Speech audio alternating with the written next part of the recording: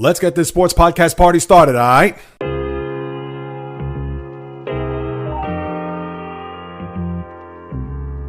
The JAYREELZ podcast. What is happening, my good people? Greetings. How are you? How's it going? How's everybody doing out there? What is the latest and greatest? Hope everybody's doing well, feeling fantastic, in excellent spirits. The sun is about to set on the month of July with August creeping up on the horizon. What's not creeping up is the latest podcast, which is about to get rolling as this is the JAYREELZ podcast with your host, JAYREELZ. For my first timers, welcome aboard. And for those who've been banging with me going back to the very beginning, somewhere in the middle or even as early as this past Monday, I welcome you guys and gals back.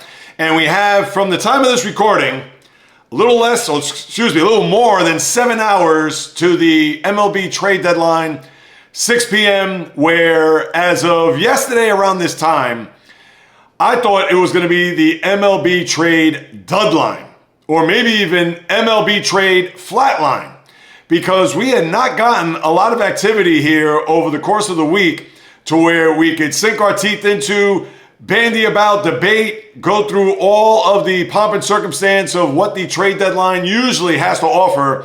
But like I mentioned, as early as 24 hours ago, it had become a flat-out dud. And for whatever the reason, it seemed like from 3 o'clock yesterday up until even at this current moment, because a big trade had happened there between Cleveland and Toronto, which I'll get to. But the shift that we saw here from mid-afternoon to right up until this very second has really changed the landscape of baseball. And I'll start off with the big trades. I'll go through all the minor trades in particular and the trades that are really significant. But I'm going to start with what happened there late last night, where the Seattle Mariners traded for Eugenio Suarez of the Diamondbacks. And remember, Suarez was a former Mariner. Well, now he goes back to the Pacific Northwest. I don't know who was involved in the trade, but right now that doesn't matter because Seattle has really made a big-time attempt to be players here in the American League for 2025. We know about them trading for Josh Naylor there over the weekend. They also picked up Caleb Ferguson, a reliable left-handed pitcher of the Pirates, to fortify that bullpen. We know their starting pitching is stellar. And now they got another bat to go along with Cal Raleigh, Julio Rodriguez, the aforementioned Naylor, and now Suarez, if healthy, because now they're going to have to go through a process to where he needs to pass a physical. And remember, he got hit on the hand the other day, I believe his right index finger, where the x-rays were negative, but at the same time, they want to make sure that his health is of flying colors, that once he puts on that Mariner uniform, he's going to be available and ready to play, I would think, as early as tomorrow night. And for Seattle, they right now have pushed all their chips to the middle of the table.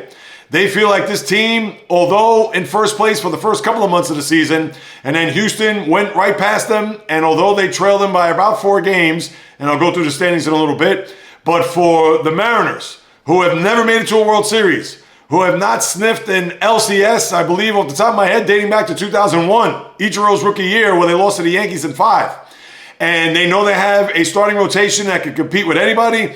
And with Raleigh being the major league leader in home runs, to bring in Naylor, who's a reliable left-handed bat and also has some postseason experience, to now bring in Suarez, who is that final piece to the Mariner puzzle, or at least so they think. And you got to give it up. This is a team, an organization that is certainly looking to do big things, and good for them to say, we got to go for it. Now, there have been some rumblings, which is what I'll get to later on when it comes to the labor negotiations, which will take place at the end of next year, but that's also going to be a theme here when I talk about baseball. But of course, the trade deadline right now is front and center. So the Mariners right now, you'd have to think whether or not they're going to be a favorite to come out of the AL, maybe a bit premature. Right now, they're at the bottom of the wild card standings, so they still have to do some work in order for them to get to first place and overtake the Astros in the AL West. But these moves that they made here, and who knows if there's another 1 or 2 on the way, to where they look to be a team that October is going to be their destination. And you cannot fault them. You got to give it up. You got to give them credit for taking a shot here, knowing that the window is right now. It's not down the road, and it's not forever, considering they have the young studs, whether their name is George Kirby, Logan Gilbert, Luis Castillo, etc. And I got to give them a ton of credit for taking a big swing and seeing if Suarez is going to not only bring them into October, but hopefully deep toward the end and maybe even beyond early November whenever the World Series concludes.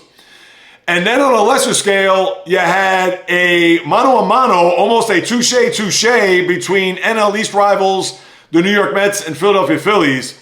Now, the Phillies were able to get the one guy that they needed desperately in a closer because we all know that their bullpen is in shambles.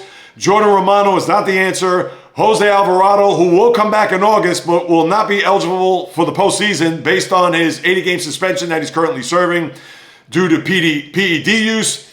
But for the Mets, they threw the first bow, or the first strike across the bow, I should say, by trading for Tyler Rogers of San Francisco, he of the submarining right-hander. And in the process, they gave up Jose Buto, no big deal, but also Drew Gilbert and Blade Tidwell, who Tidwell did show a live arm there in the couple of outings that he had with the Mets. But Drew Gilbert, if you're a Met fan or even a baseball fan wondering, hey, isn't that the guy that they traded for Justin Verlander right at the deadline 2 years ago? The answer to that is yes, you're right. And Gilbert, who a lot of people thought was going to be a fixture, a guy that was going to come through the ranks and maybe patrol center field, who the Mets desperately need, a center fielder in the worst way. But I guess what they've seen with his progression so far, they must be disappointed, or they must not like the way he has gone about his business here, because why would he be the centerpiece of this trade to go to San Francisco where the Mets need a center fielder, whether it be this year, next year, or beyond? So big question mark, and considering that Rogers is a rental, he's going to be a free agent at the end of the year. So even more of a surprise, I could see if they had another year on top of the remaining 2 months this year to where, all right, they had to give up something, and if Gilbert was the guy that the Giants were looking for, then so be it. But a little bit of a shock there, knowing that Gilbert, with the trade that they made that summer for Luis Angel Acuna and the Max Scherzer deal, and to think the Mets had to eat up a ton of money there as well as try to get these prospects back, and they already shipped one out of town for a guy they're going to have for literally a little over 2 months, or even less than that now, because here we are on the 31st and the season ends on September 28th. But of course, the Mets do have plans for October, at least so we think right now, as they're in good stead, albeit the slimmest of margins there in the NL East as far as holding a lead in the division. But that was the deal they had to make to bring in Rogers, but then the Phillies answered with Joan Duran from the Twins, where the Phillies had to give up 2 young players, including a catching prospect, Eduardo Tate, who a lot of people think he could be a rising star.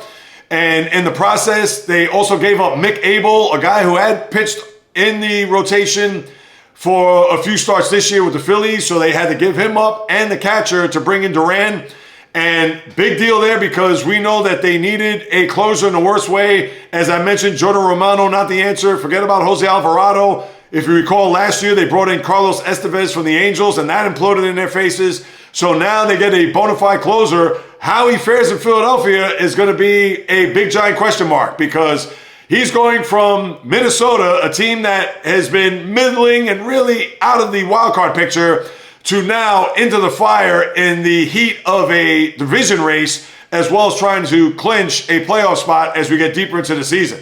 And if he blows a save here in the next week or so at home to where the Philly faithful could try to boo him out of the stadium, who knows what he's going to have between his ears and in his heart. So that's going to be a big theme for the closer moving forward. But then the Mets answered with another response saying, all right, well, you got Duran. Well, now they traded for Ryan Helsley, the right-hander from St. Louis, where I guess, not to say he's fallen out of favor, he's another guy that the Mets, I believe, do not have control after this year. But Helsley does have a live arm, but he's another guy that has blown big saves and big spots. Think back to the wild card round 2 years ago against the Philadelphia Phillies, where he just imploded on the mound there late in that game. That was the start I believe Jose Quintana had, and pitched well. They pulled him early. Oliver Momal, what are you doing?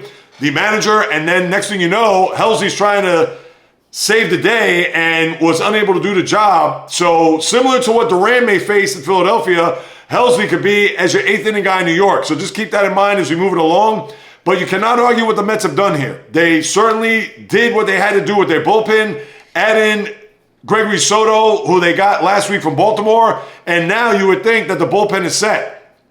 Now, who knows? There may be some rumors about Luis Severino coming back to New York to be in the Met rotation.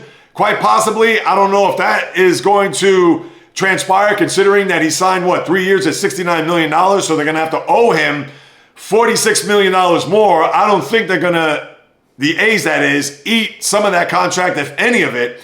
So just keep that in mind. And if I'm the Mets, I wouldn't touch Severino. Not at that money, not for 2 more years. The guy is a shell of his old self. Is he a reliable starter? Can he eat up innings? Yeah, he can. But he is not lights out like he once was. Obviously, a lot of injuries between elbows and shoulders.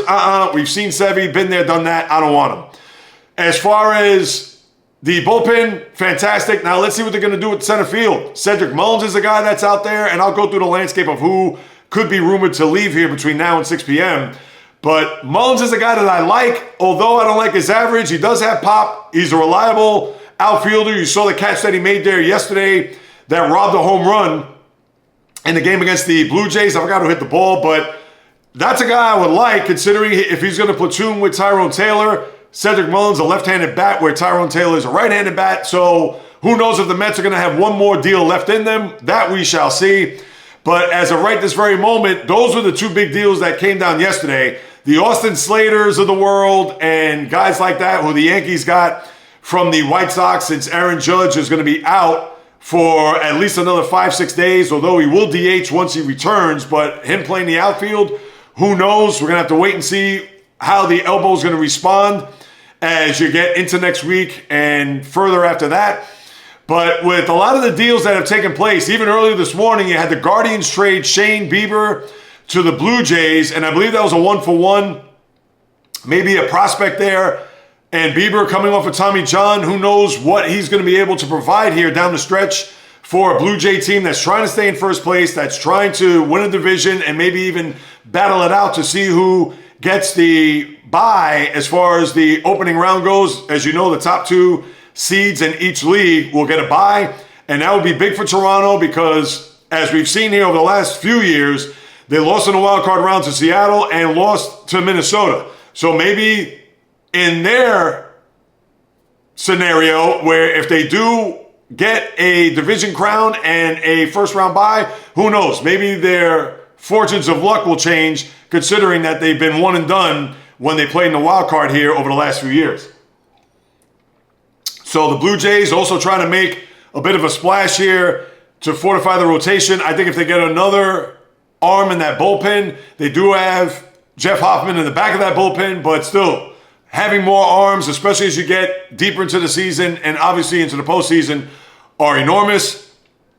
And a lot of the other trades that have come down here over the last few days, you had some minor deals. The Sir Anthony Dominguez trade, which all you had to do was go across the hall from Baltimore to Toronto. So that's another deal that the Blue Jays had gotten. Who knows if they're going to get another reliever in the mix. But I forgot about Sir Anthony Dominguez, so that's one guy there that the Blue Jays could rely on. Then I mentioned about Andrew Slater. Chris Paddock, the Twins unloaded him to Detroit as the Tigers try to seal the deal. And not only they'll clinch the AL Central, but of course try to get those coveted buys there once we get deeper into August and September. Then you had Ke'Bryan Hayes, who was a top pick there by the Pirates several years ago and looked like he was going to be a fixture there at the hot corner in Pittsburgh. He gets traded to Cincinnati. Almost for what? Cincinnati? And how that came about was pretty much a surprise, because if Ke'Bryan Hayes was going to go anywhere, it was going to be a team that's going to, contend. And even though the Reds are in the mix there for a wild card, but why they traded for Hayes and in the division, that's a question mark. Then you had Mike Soroka go to the Cubs from the Nationals. Steven Matz goes to the Red Sox from the Cardinals. And those have been some of the big deals that you had there, and the little deals as well. I know the Angels picked up 2 relievers, Andrew Chafin and Luis Garcia. Now, I know that the Angels are flirting with the wild card, and again, we'll go through the standings in a little bit. But is that going to be enough? Are they going to try to get maybe another starter? Because we know they need starting pitching, and I don't know if they're going to need another stick. Who knows what's going to happen there with the Angels, if they're going to try to be pseudo buyers or mild buyer. I mean, I don't know. But who knows? Maybe they're going to try to flirt with the idea of bringing in some pieces to see whether or not to appease Mike Trout in particular, to see whether or not this team can make some noise here down the stretch and hang around to maybe sneak in the back door for a wild card spot there in the American League.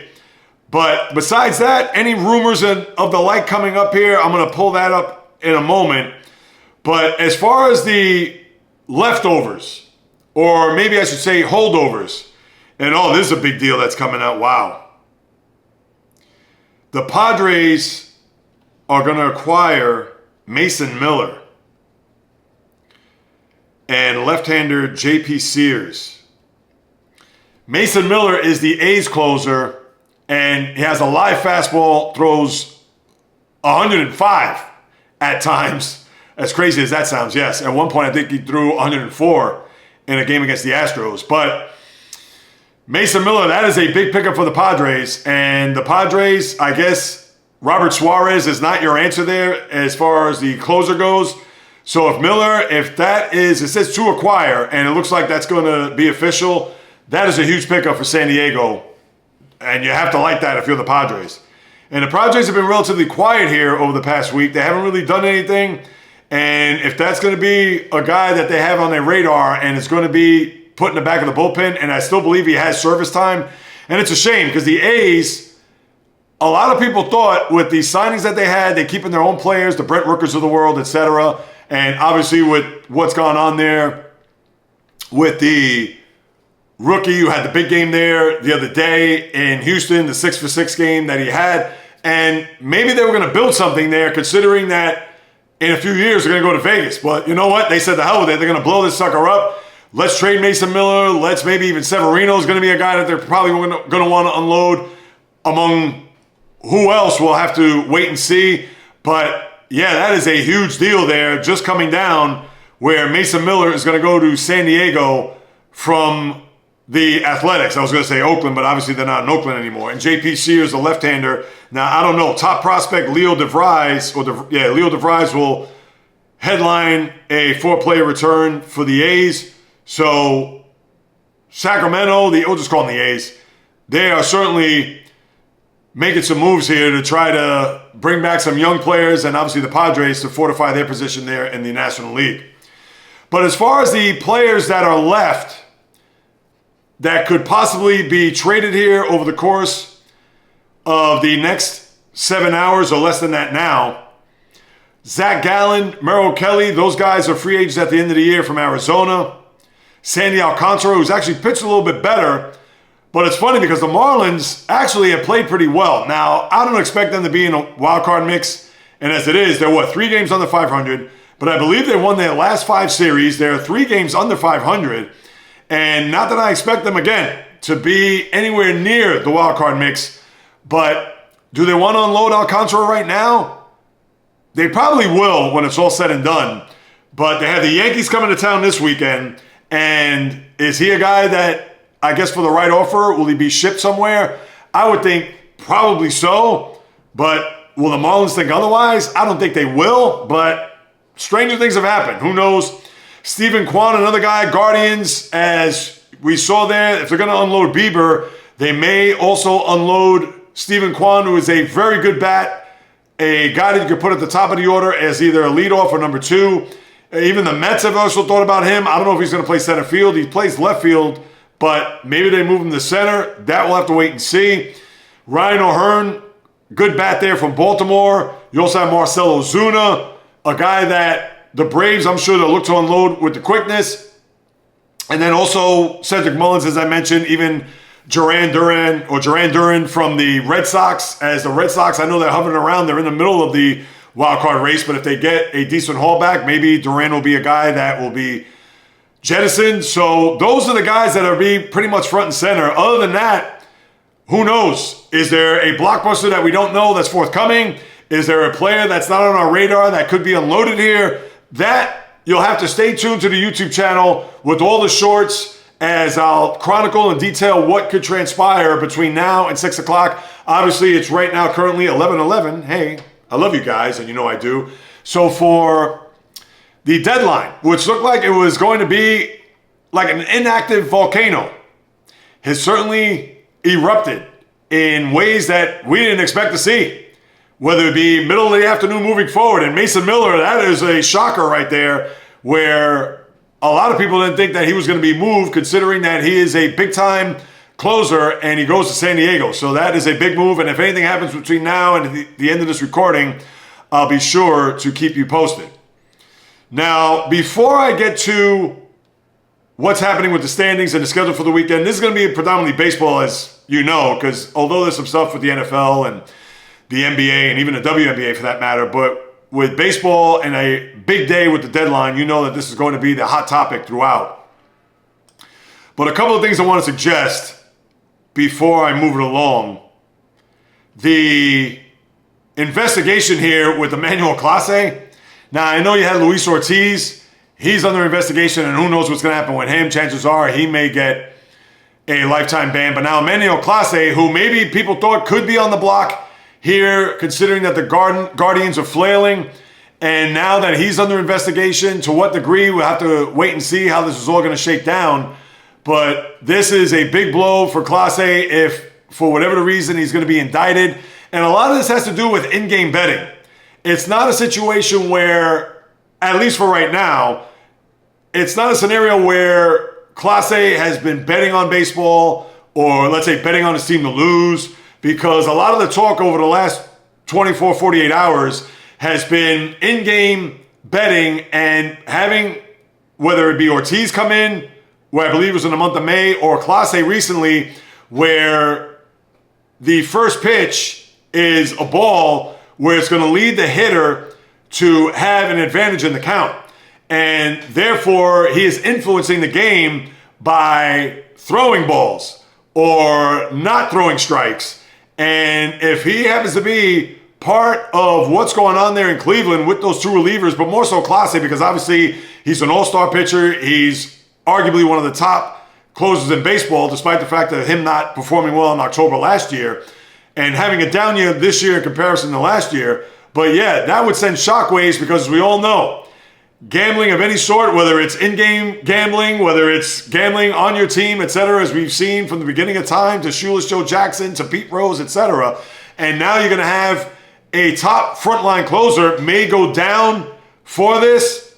Obviously a terrible look, and not knowing all the particulars, so I'm not going to all of a sudden be a guy that's going to look into the crystal ball and say, oh yeah, he's going to get suspended. I don't know that. It's all alleged right now. It's all being looked at with the closest scrutiny you could possibly imagine, considering the integrity of the sport and betting. And this is what happens when you have the FanDuels of the world who have taken over that Bally network and now are streaming Major League Baseball games and a part of several cities. I know Miami, I believe San Diego, a lot of teams that now are under the FanDuel Sports Network, and this is what happens. So they're in bed with these gambling houses, and therefore, I don't want to say, well, you reap what you sow, but in essence, this is what's going to happen. So that you're going to have to look out for, and we'll see how that's going to come about here in the days, weeks, and months to come. Then you have a scenario where the commissioner of baseball, Rob Manfred, who has been going around, I believe he's going to make a stop at all 30 teams just to kind of take the temperature of the players as he tries to, I don't want to say rub elbows, but good for him that he's taking the initiative to visit the 30 ball clubs to kind of get a feel for what is happening between the relationship, players and owners. And as we all know, Rob Manfred works for the owners.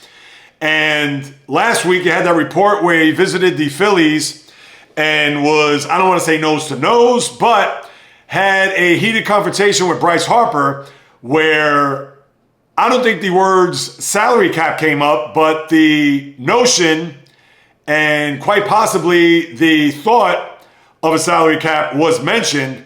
And right away, Bryce Harper said, get the F out of my clubhouse. Now, Harper, all right, that's a little bit too strong, because you got a guy in Manfred who obviously is his elder, and I get it, the friction between the players and owners, it's oil and water, and maybe just the way it was phrased, or maybe with Manfred tiptoeing around those two dreaded words that players do not want to hear, that just triggered Harper to react that way? All right, quite possibly. Like I said, a little bit strong. I can see if it was a scenario where it says, hey, I don't want to hear it, on to the next. All right, fine, because we know the players don't want a salary cap. But he didn't have to say, get the F out of my clubhouse. I mean, that was a bit strong, if you ask me, and I like Harper. Everybody knows who listens to the podcast over the years. Harper's a guy that I root for, even though he does play in Philadelphia, going up against my team. And, of course, I'm not rooting for him when he plays against the Mets, but he's a guy that I've liked and admired here since he's been in the league dating back to 2012. But this is just the beginning of the pretty much foreseeable end of baseball, despite the fact that we still have to wait a year and a half till December 1st, 2026, when the current collective bargaining agreement expires. And what that's going to be is going to be a fight and battle to the bitter end. It's going to be gladiator, if you ask me, where these two players, owners, they're going to be at an all-time high as far as who's going to go down fighting and who's going to come up on the short end of the stick. Because a salary cap is needed, I think, and I've said that all along. And even if the sport takes off a year, even if it took off 2 years, I'll still come back after that second year. The sport has to get fixed. You can't have a scenario where the Dodgers are going to have a payroll of almost $400 million and then the Marlins are going to have a payroll of $86 million. Make your ceiling whatever it is and make your floor $150 million, where teams are going to have to spend money. And I understand they're not going to go all out, but they're going to have to spend up to $150 million. That's it. No ifs, ands, buts, babies about it. And it'll be great for the sport. Look what it's done for the NFL. Look what it's done for the NBA. And obviously for the NHL.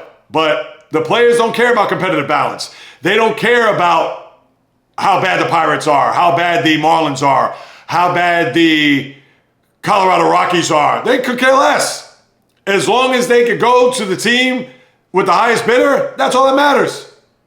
And if they could do it for 10, 12, 14, 15 years, even better. So that's what you have there, and that's just a precursor of what's to come, so I thought to throw that out.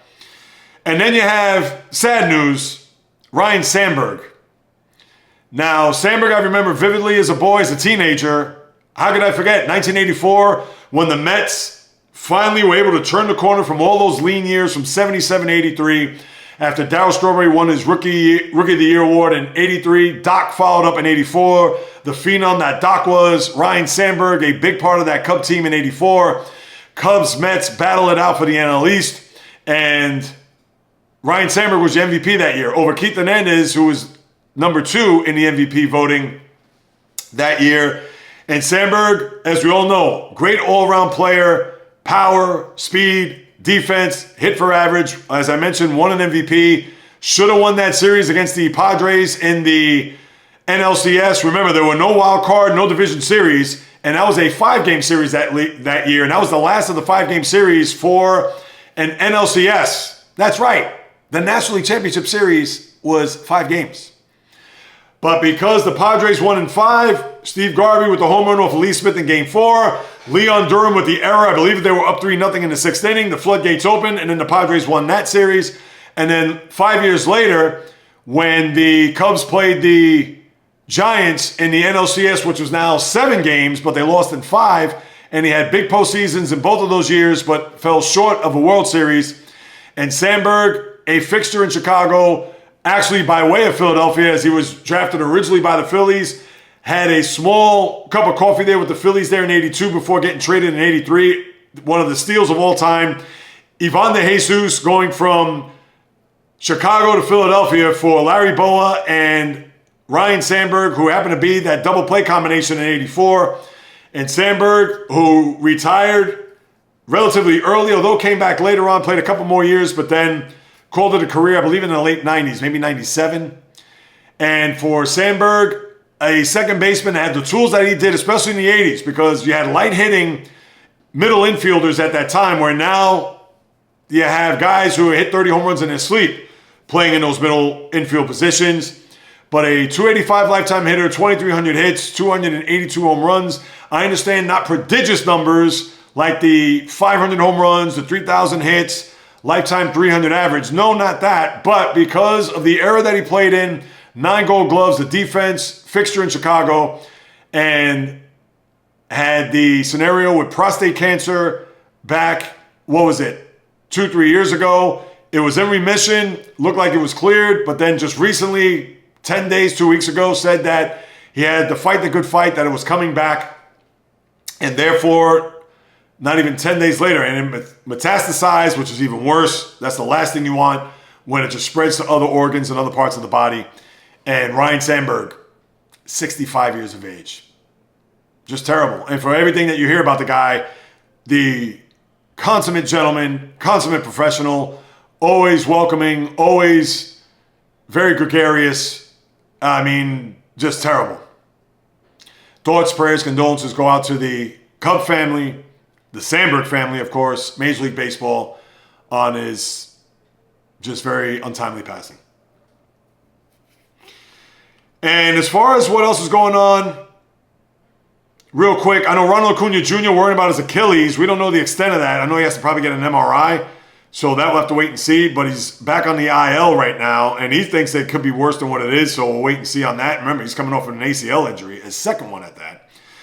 Shohei Ohtani left a start last night in Cincinnati. A lot of people thought it could have been full on fire, but no, he left due to cramping, and with the heat throughout the nation, the weather was a factor, so therefore maybe didn't have enough fluids in the body. So if you're wondering if it's an arm injury, because he did pitch last night, but you know they're going to proceed with caution. Maybe he makes his next start, maybe not, but we'll see. But Ohtani did stay in the game in DH, so you would think he'd be fine. But that's what you have with baseball. Before I get to the standings and schedule, let me see, anything else? Yeah, that is it. Yankees get Luis Hill on Sunday against Miami, and they had a miraculous win yesterday, and a huge win because they led 2-1 going into the ninth inning, and they got 2 runs in the eighth to make it 2-1. And then in the ninth inning, Devin Williams comes in, he walks the first batter and gives him a home run. So before he could blink, the Rays took the lead. And then in the bottom of the ninth, with 1 out, you had Anthony Volpe, who has butterfingers. I mean, the guy's it averages an error a game over the last few weeks. 2 errors there 2 nights ago, an error there last night, and then hits a game-tying home run to where the Yankees tie the game. But then you had one of the all-time base-running blunders where Trent Grisham with 1 out tries to drag a bunt to first base, steps on the bag, 2 outs, but Austin Wells, who advanced to second, is now going back to first base for whatever the reason, gets tagged out. I mean, what is happening? Now, I could fault Aaron Boone for that, but that's the first base coach. You got to say, Austin, you got 1 out here. So if it's on the ground, you run, and obviously you get a force out, you come back to the dugout. If not, you're on second base, don't move. What happened? The Yankees, they're just, I mean, what can I tell you? Their fundamentals are not bad. They are not terrible. They are flat out abominable. And this happens time after time after time. And they got up with a victory last night, which they got to thank their lucky stars. And even though they didn't gain any ground in Toronto, who won yesterday and salvaged that series against the Orioles, but boy, the Yankees can't get out of their own way sometimes. And they'll have an afternoon game, only 3 games in Major League Baseball today, where Yankees-Rays will conclude. They'll go to Miami after the game tonight and play in Lone Depot Park over the weekend, which would be all Yankee fans, you would think. So we'll take a look at the schedule in a moment. But besides that, as I look at the standings before I hit the schedule, and some of these series, I know Toronto had a bad, although they salvaged that series, but they lost those first 3 games badly. And the Yankees gained a game and a half over the week, so kudos to them. But the Yankees, 3 in a loss, but 4 back in the division. Tigers, we know they're fine in the division. Astros, now 5 over the Mariners in the AL West. We talked about Mets and Phillies, slimmest of margins there, both with a day off. Phillies host the Tigers this weekend, good series there, and the Mets will host the Giants this weekend. And let's see if the Giants are going to exact any revenge, considering that they're in a tailspin. They got swept by the Pirates, on top of getting swept by the Mets over the weekend. So please, no revenge factor for the Giants. So we'll see what's going to happen there. Brewers had a good week. They beat the Cubs the first 2 games, but couldn't get the sweep to have a 3-game lead in the NL Central as the Cubs got back at them yesterday. So they sliced that lead in half. They're 1 game back heading into the weekend. And then the Dodgers right now with a 3-game lead over the Padres, as the Padres swept the Mets rather badly here over the course of the 3-game series Monday through Wednesday. And then the umpiring, right now I'll say it, Emil Jimenez is the new Angel Hernandez. And why does it have to have a Latin theme there? I don't know. But the calls that Juan Soto got there on Monday night were just flat out an atrocity. So Emil Hernandez, or excuse me, I might as well put them both together. Emil Jimenez, I got your license plate numbers, so I'm going to look out for you the rest of the season if you're going to be calling balls and strikes against the Mets anytime soon. And as far as the wild card goes, wild card is pretty much rather the same. Yankees, 2 games in the loss, 2.5. No, as a matter of fact, let me take that back. They have a 1-game lead over the Red Sox, but 2 in the loss, so it's a game and a half. And they have 2.5 over the Mariners, who are tied with the Rangers for the last spot in the wild card. And let's see what the Rangers do.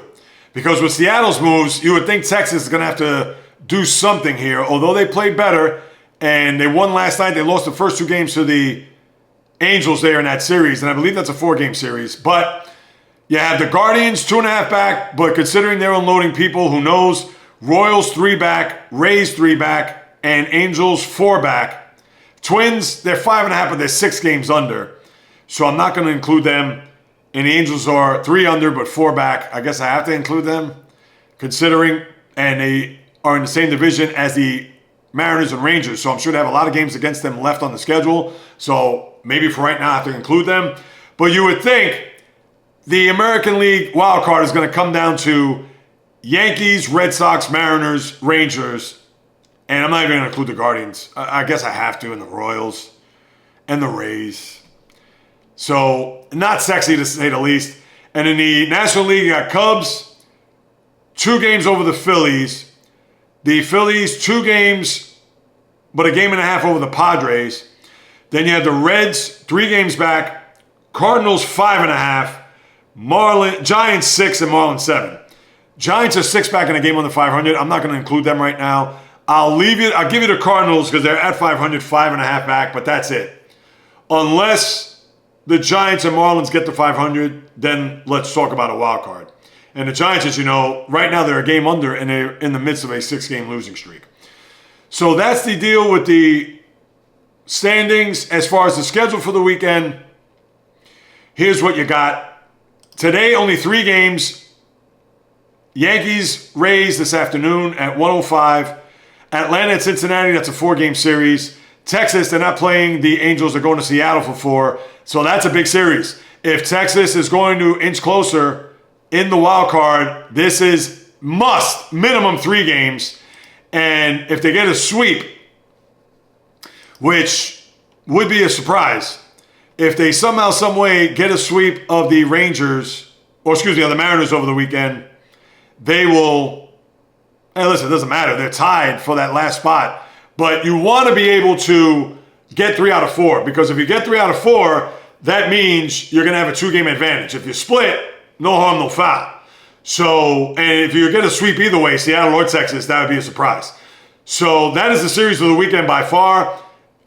If any damage is going to be done, somebody's going to have to win minimum 3. So keep an eye on that, as by far that is your 5-star series.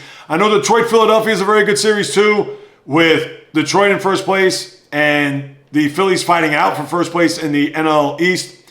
So, to me, that's also a marquee series this weekend. Here's what you got remaining. Baltimore-Chicago. Atlanta-Cincinnati, as you know. Kansas City at Toronto, only because Kansas City's in the mix. Milwaukee at Washington. Houston at Boston, good series there this weekend. Minnesota at Cleveland. San Francisco, New York at Miami. Dodgers at Tampa. Pittsburgh, Colorado. White Sox, Angels. St. Louis at San Diego. That's for a wild card, people. And they're what, 3.5 back? Arizona at the Athletics and Texas, Seattle, as you know. And let me just double check. St. Louis is currently, 5.5. I said 3.5. They're 5.5 back. So, yeah, if they are going to do anything, they have to sweep the series. And that would only put them 2.5 back on the Padres. So just keep that in mind as you move it along. And that is it with the baseball. Let's see if there's anything that's come down the pike here over the last 10, 15 minutes as far as trades go. Nothing as of yet. Astros interested in Carlos Correa reunion. I wouldn't go there. I believe he can opt out of his deal after this year because I know they have those deals there where he could opt out, because even though I know he had, I think it was 3 years at 100, or he could opt out after his third year, whatever it may be. But if I'm the Astros, I wouldn't go there. I know Dylan Cease is another guy, but I wouldn't touch him. He strikes out a lot of people, but walks a ton, and he's 3-10 this year on a team that is actually doing well in the National League wildcard race. All right, so that's it with the baseball. I know that took up a big chunk, and the rest of it is going to be pretty much rapid fire. So let's get right to it. I'm going to turn my attention to the NFL. And as I put on the helmet and shoulder pads, I have to start off by discussing that atrocity that took place in midtown Manhattan on Monday early evening, where the gunman drove from Las Vegas to New York, came out of his car on 50th and Park. And you saw the pictures, I'm sure you've seen them by now, where the gunman walked across the plaza holding an AR-15 in his hand. And I bring up that plaza because when I used to work in Midtown Manhattan and I got off the subway on 51st and Lexington to walk across that plaza, I did so every day for, I can't even tell you how many years. And mind you, it's been a year and a half almost that I used to work at my old firm. But just knowing that he walked through there and knowing that I walked through there all the time. Now, mind you, when I went home from my commutes, I either got the train at 42nd Street or at 59th Street to take the express. So I never had to go back that way. And mind you, it's moot because I haven't walked through that plaza in 18 months or so. But yeah, it was certainly surprising to see that. And with the gunman going to the NFL offices, that's 345 Park Avenue, and obviously his scenario regarding a lot of hits to the head, playing high school football, and I believe maybe college to a degree. But for whatever it was, he decided, you know what, I'm going to drive out 2,500 miles and then try to harm as many people as possible, which is just hard to wrap your head around. And in the process, killed 5 people. Went to Blackstone. When he got to the wrong elevator bank, he was going to target the NFL headquarters. And who knows if he had someone in sight. And I'm not going to mention any names here, people, but who knows? Maybe he had, I'll just say, high-ranking officials in the NFL office. How about that? And I don't know that for sure. I know he had that 3-page note. I don't know verbatim what's on that note. But we knew he was going to the NFL based on him maybe having CTE and then taking his own life, the coward that he was. But I guess in the process, he wanted to donate his brain to science and research to see whether or not he had CTE. But I understand that there was someone injured, I believe, from the NFL, and I believe they were in stable condition at the time, reading one of the releases, that statements that the NFL had put forth. But no matter how you slice it, no matter how good your PR people are in the National Football League, and I understand this will sadly be forgotten, and of course the families that have to grieve through all this is terrible, and obviously I know the same song and dance of thoughts, prayers, etc. But I hate to tell you, although this will be swept under the rug and the NFL is going to move on and they're going to pomp and circumstance try to raise the curtain on, hey, football is back tonight, NBC, Hall of Fame game, Chargers, Lions, 2 teams that are going to be in playoff contention. Let's go. As I point the finger, if you're watching on Spotify or YouTube, not this guy, because I wouldn't watch that, as you know, if it was right there in the courtyard, draw the blinds. But this looks bad on the league. It does. And I'm not just doing that just so I could put another black mark and another ding on the shield. But think about this. This guy, who I understand did not play professional football, and we all know had a lot of issues, for him to drive cross country and to target the NFL headquarters, what does that say about your sport? What does that say about guys retiring early? And we understand we got to go back a decade, but more than that, a dozen years when the League of Denial film came out. We know about the book, etc. And the movie Concussion, the doctor from, I believe, somewhere in Africa, and how when that all got uncovered and how the NFL tried to sweep that under the rug big time. Oh, we don't have a concussion problem. Oh, this, all that. And of course, they have to admit to that now. But here it is. Some random person that took the lives of innocent people terribly, tragically, and yeah, all because he wanted to target the NFL based on his head trauma.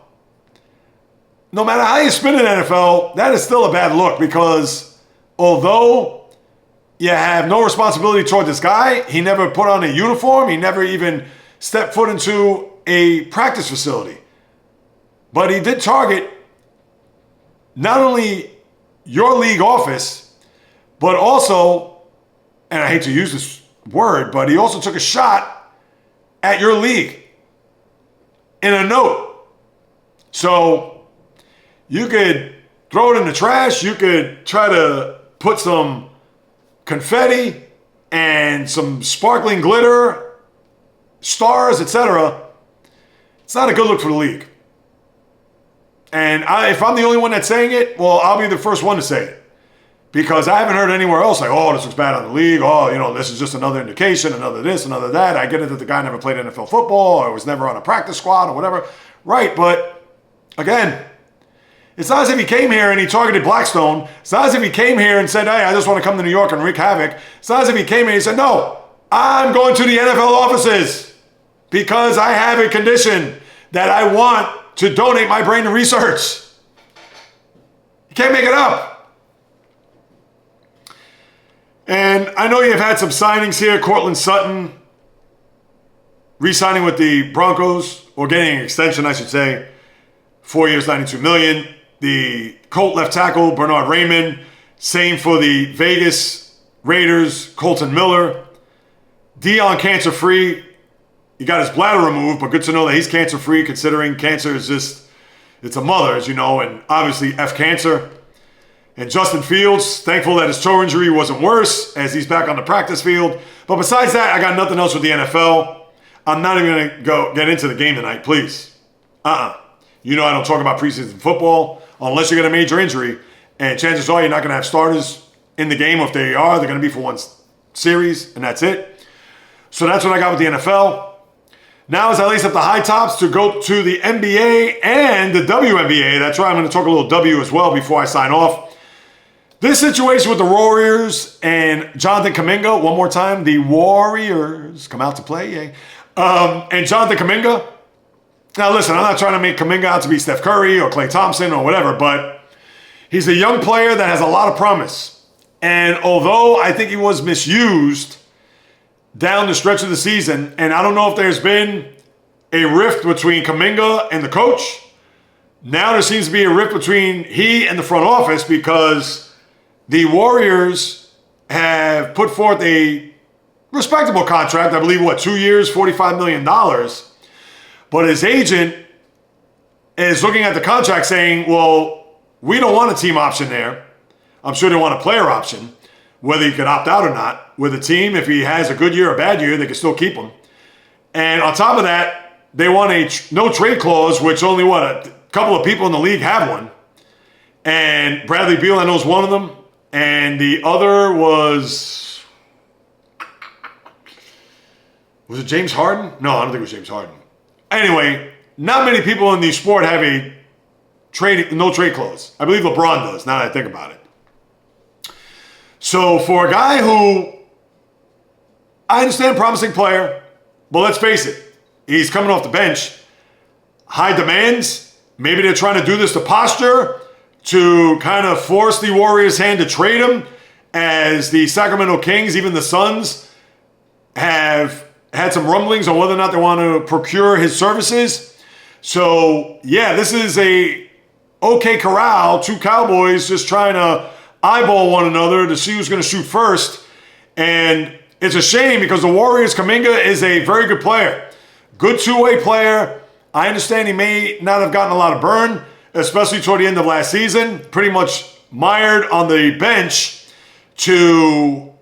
for who knows? I don't know. I don't know the inner workings of the relationship there between Steve Kerr and Kuminga, but you have to admit, this is now all of a sudden taking a turn left to where I think there is a little bit of some gamesmanship here. That, oh, you're not going to give us a team option or no trade, then we'll go elsewhere. And they haven't really said it in that regard, but they are certainly standing pat to their demands. And the Warriors, I don't know if they're going to give them that extra year. And if so, does that mean that they could forego the no trade clause? Remains to be seen. But it's one of those situations where the Warriors, who, I get it. If Curry's going to be there, and even Draymond and Jimmy Butler, they have a puncher's chance. But they got to have some young players there. And yes, we could go through the Moses Moody's of the world and guys like that. But Kuminga, I think, is a good piece of that puzzle. And if he's going to be jettisoned, or if they're not going to extend him, now mind you, he's a restricted free agent, so whoever gets him, I believe draft picks will be involved. Excuse me, but the only reason why I bring it up is because Kuminga, I think, is a valuable piece to a team that needs some youth, that team that needs to have that balance there to go along with the veteran leadership on that team. And I don't know. Now, they know more than I do, but just from afar, I'm actually surprised that there haven't been a meeting of the minds, or there has not been a deal that is good for both sides. And whether that means the Warriors are trying to, I guess, force their hand, or they're just trying to lowball them to just be like, let's see if we could trade. Who knows? But yeah, that seems to be a mess there in the Bay Area between Kuminga and the front office, and maybe even the coach for that matter. And then you're going to have a scenario where you're going to have 2 games overseas between the Memphis Grizzlies and Orlando Magic, as they'll play, I believe, January 15th and 18th in Berlin one game, and then London the next. And this is a 3-year round robin, where the following year you're going to have a game in London and a game in Paris. That will be in the 26-27 season, and 27-28, another scenario where the game will be in Berlin, or games, Berlin and in Paris. And we know the NBA has done this for several years now, but in the middle of January, where nobody cares about the NBA, and those games get lost on NBA TV, or maybe even TNT, because remember, with the time difference, they may have those games at 2 p.m., where 6-hour difference, it's 8 p.m. So, yeah, you're in the middle of a cold winter, and looking forward to whether wild card or divisional football. And then when you're looking on the ticker, or you open up your phone to check what's happening or who's playing that night in the NBA or NHL, or to get more football news about injuries, whatever, then you say to yourself, wait, there's a basketball game at 2 o'clock in mid-January? Well, that'll explain it, because that is your international series with the Grizzlies and Magic. So just keep that in mind as we move it along. And then lastly, with the WNBA, you had your first rematch of the final last year between the Minnesota Lynx and New York Liberty. And for the Liberty, without Breanna Stewart, as you know, had that leg injury. Who knows when she's going to return? They say that she should be expected back by the playoffs. But now you're talking about mid to late September, where yesterday the Lynx behind Collier, let me make sure I say her name correct, Napheesa Collier and Kayla McBride, they combined for 54 points, 193. Who knows, with Stewart there, could have been more competitive. Maybe the Liberty would have won. But the Lynx have now gotten some distance. They're 23-5, best record in the W, where the Liberty are in second place, where the Phoenix Mercury are nipping at their heels right behind them for second place overall. And that's the whole league altogether. We understand if you're separated by conference, different story. But the Lynx showing why they're the best team in the league, and looking as if they could be the team to beat here when you get into the latter part of the year, and especially when the playoffs begin.